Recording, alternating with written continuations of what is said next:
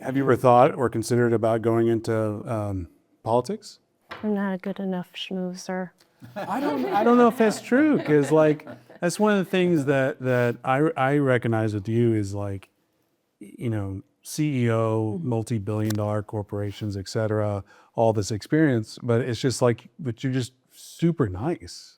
You just come off as super sweet and nice, and I don't know if that's a negative. Work today. You can't be super sweet and nice in politics. No, for that. well, I guess you're right. But I just see that and I'm like, oh, you're just likable.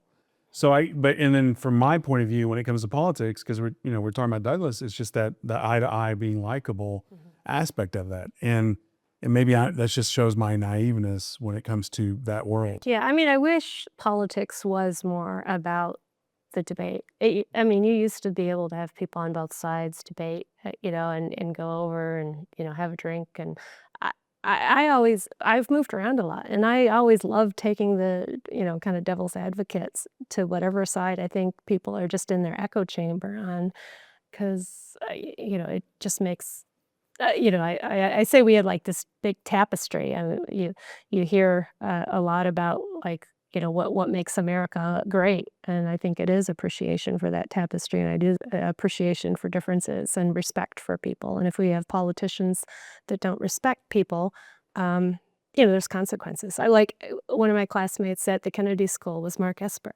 He was a sec def for Trump. He didn't feel respected when he left. And another person, that I really admire, I got mentored by Jimmy Lee. He did the GMIPO with us. I was on the Treasury side. He's the, quintessential JP Morgan deal guy. In 2015, he told me at the beginning of the year that they didn't want to do deals with, a certain person by the name of Trump because they generally didn't. He didn't really back what he promised.